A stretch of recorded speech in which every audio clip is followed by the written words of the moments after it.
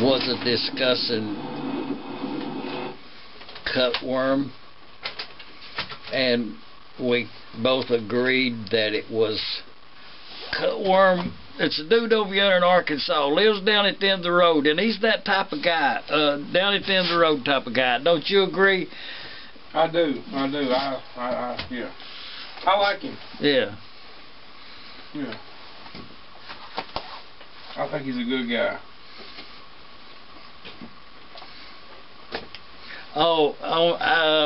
He actually, he was talking about Milo, when Milo passed, and he throwed a clock up in a tree and come out with a shotgun or a rifle of some kind and shot that clock away. Did you see that video? Oh yeah, I seen it. I mean, it was a one-shot deal. Way to go, Cutworm. That's a good one. It was. It was. But you know, there's a lot of good guys on YouTube. A lot. Yeah. Yeah.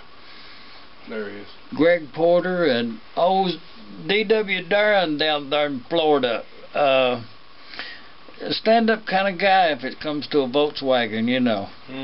Man. Oh, he knows about them Volkswagens.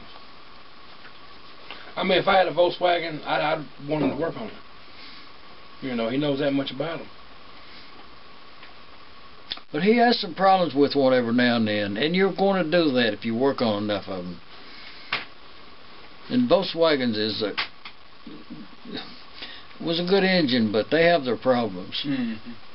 The reality of you can move in now. Oh, I got my green card today. That's what it was. Yeah. That's simply amazing. Yeah. Yeah. Oh, it's done now. But anyway, if you're going to send me anything, send it down there at the end of the road, off to the it's off to the left a little bit. Just go ahead and send it to me. I'm here to stay. Bell Buckle. Bell Buckle, Tennessee.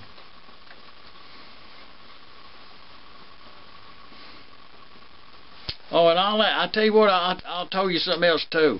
I was talking to a gentleman a couple of days ago about, let's be serious about this. Somebody called me on the phone about these crankshafts right here, 2-cylinder, and you know, you talk to somebody will ask you a question about something, and you kind of fail to mention that, but the screw down in there, if you can't get that out right there, it has to come out. But if you use an easy out, it will break the thickness of that crankshaft right there. And it just happened to someone a few days ago. You could actually use this one right here, but it's not in the best of shape. But you're going to have to get moved up here, though. Oh, I already am. I'm here. You know. No. Oh, you mean just build a ramp and just get it off the trailer and right up the ramp into the house. You know. You know, though, life is such as it is, I could move on without any of my earthly possessions in Arkansas. I could just actually move right on and... Yeah. Oh, if you're going to do that, I'll just be on the way tonight. I'll go ahead and get it tonight and go down there and get it if you're going to leave it. No, I'm not going to do it, but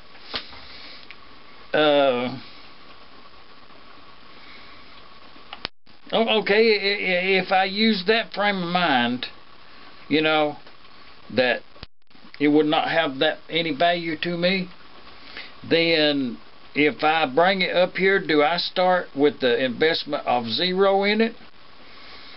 You know what I mean? Like, I paid $500 for that tractor, you know, 20 years ago, but it ain't worth, it's not worth bringing up here now. You know, it's not worth making the trip. Okay, but if I go ahead and bring it do I start with zero? Do I say, well, I just gave it to myself? No, no. What I paid for it has to come along with it? Not if you've got the use out of it and you feel like you've made the money that you paid for it. Well, I enjoyed it sitting right there where it was all those years, good enough to where that I could just walk away and leave it. You counted the rust on it, in other words. As it rusted, you washed it. Yeah. So, you know, hey, it isn't worth anything. You've got the use out of it. That's why you say you could just leave it and move on. But I could take these boots off and leave them right here, and I've got the use out of them. You know what I mean? I feel like I've got my $79. It ain't hardly the same. Oh yeah. Oh yes, it is. I've got the use out of that car out there. It is. Yes, it is the same. It is. Okay, but if you choose not to leave them and you keep wearing them, do you at that point say that you didn't pay anything for them? You got them free to yourself at that point. Yes, but if I took them off and set them right here and thought, you know what, if I was going to buy them, I'd give $20 for them boots. If I was going to buy them. And then somebody walked in the door and said, man, you got any boots for sale? I said, yeah, they're right there for $20. Okay, that's the way the stuff in Arkansas is. That's my thinking on it. Yeah, okay. Yeah. Well, at that point, it's too cheap. Just leave it there? No. I've told you before. If you think it's worth $50, it's really worth $150. If you think it's worth $500, yeah, that's true. It's really worth $750. That's true. I mean, you know, prices in 1989 to prices now in 2015, it's like a... I'll agree with that. It's a big percentage of markup on it. Yes. You know, and what you got to... Here's how you got to think about it. What would I have to pay to replace that item? If I didn't have that tractor and I wanted one, you may never want one because you've already had one. But if you ever did want a tractor again, what would it cost me to replace that? And that's how you got to look at the situation. Because okay, like I've $75, brought an engine up here. Okay, I thought that engine had enough value to me that it warranted the trip up here. Mm-hmm. And when you got it here, even if you gave $50 for the engine, and it was you know, you had to rebuild it, and you feel like you've got the enjoyment out of it, you don't have no money invested in the engine. It's a zero engine, you know, on your part. Yes. You still have to value the engine at the value that if you had to replace it. If you didn't want that Stover. You know, I don't think that. But you got to think like that, because if you drive all the way up here with that Stover, do I add some more cost to it by toting it up here? Say the engine's worth $1,000 it is, and I towed it all the way up here. It's worth $1,000. Yeah, it didn't gain no value or nothing. No, it didn't gain no value. But if you think it's worth $1,000, you need to mark it up to $1,250. Oh, you mean it's actually a $3,000 engine? Yes. Yeah, I agree with you. You know, that's why I say, you know. But you know, a $50 Maytag, I tell you what, a $50 Maytag is a $50 Maytag. I don't care if that guy is stupid enough to pay $750 for it. It's still a $50 Maytag. You know. I don't disagree. That's all they ever was. But every Maytag that you got that you want $50 for, just mark me down on the list for it. Yes. You know what I mean? Yeah. Any M that you got that you want $700 for, just mark me down on the list for it. Yes. I'll go down here and try to the corner store and try to get a signature loan. I'm gonna buy some M's, you know. Yes. Because I could double my money. You know, if I wanted to sell the engine, I could sell it for $1,400 and gave $700 for it. But you couldn't replace the sentimental value. You know, I've noticed through the years, for a lot of years, when the economy's doing real good, engine sales are down a little bit. And when the economy is doing real bad, you know, people don't have no work, then engine sales are high. Because if the investment is a big return. You buy an old rusty piece of junk for $150, bring it home, put the time into it to rebuild the engine, fix what's wrong with it, and get it running. You can't make that anywhere else. That kind of money. Well, it costs us a lot to rebuild a EM anymore. But not if you already got the lathe, you already got the the drill press, you already got it's the gas tank. That's $100. But if you got the ability to make one, it's $45. Yes. But I can't replace the sentimental value with them engines, because you actually took time to rebuild that engine and paint it and make it yours. But the guy I bought them from, he didn't pass on his sentimental value to me. But I'm your son, though. A little history come along with them to connect to that guy. Yeah, but it's not like a father-son situation. There's not a lot of sons out there can say my dad rebuilt this engine in 1980, or 85, or he bought it for $1.50. So it's just. But I actually do know a couple of stories kind of like that. You can't replace that right there. Yeah. That's just. I mean, even the monumental task of us going up there and unloading up them 100 engines. That in itself, there needs to be a story in the magazine about it, because me and you did that. Me and you in a little red truck pulled that off. Lord, yes. And you could put the story about the house right beside that one in the same magazine, about how the houses came to this point. It's Lord. All I can say about the house is it was meant to be, because it just fell into place. They even had the foundation crooked on that house.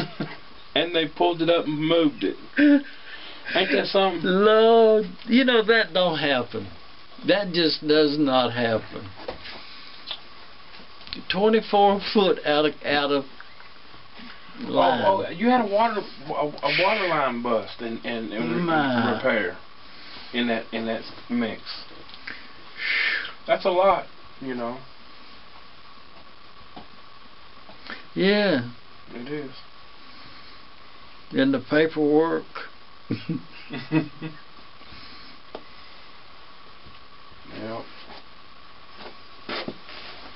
Oh, I was tickled to death all day after hearing that news this morning. That was some good news. Now there ain't no reason to load up the trailer. Just get it done. Yeah. And I do think it was a good idea what you said, though, about getting everything out of the house that you want to keep and get it up here on site. And then leave down there what you don't want to keep and you want to sell. So if somebody wants to come by and look at the whole lot, or to come see what you got, it's all there. And it's not like it is now where you can't really get to the engine to look at it. And but I still think you shouldn't sell nothing. But I drug them corn shellers out the other day, and I think I got about 20 of them things. Man. That is the perfect item for eBay. They hard to ship, though. No. And I actually looked on there. I actually looked at it, at those on eBay, and there is page after page after page. My, there's no shortage of them. But it's the name brand of it. Well, I don't think I have any. You don't? I don't think so. You don't have no early ones? Well, they are what they are. So. What do you value one of them at? Well. What's a fair price for a corn sheller? No. Corn shellers should be about $35 tops. And, they're $350 regular now. Yeah. Well, if you take one and clean it up and paint it real nice, make it look nice, and if it's got some embossed letters, maybe pinstripe on them, and 150, 200. But see, like I have engines that I have already worked on, and there's a lot of people that would not be interested in buying that engine. They would rather buy one that was rusty and had not been worked on, that I thought was a good candidate to work on. There's several people that are looking for that engine. So, but see, here's what sets that situation right there aside from any other situation.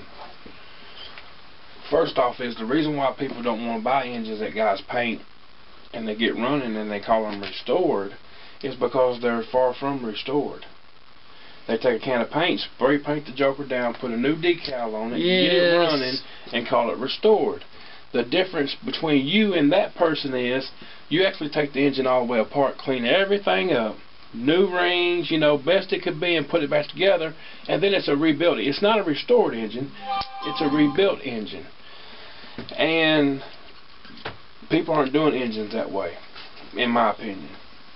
You know, so whenever somebody's got a $700 engine sitting over at the engine show that looks really nice, painted up shiny, new decal, new gas tank even, you know. But see, I'm not going to have the money to buy them parts for a while. That's fine.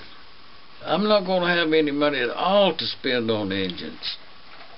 None. Well, the problem. I think we ought to make some gas tanks for the M's.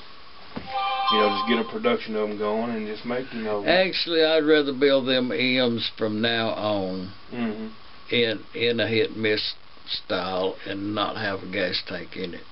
You know. And use one of them. Yes. Yep. Well, that would but be even good. that, you got to have a shop.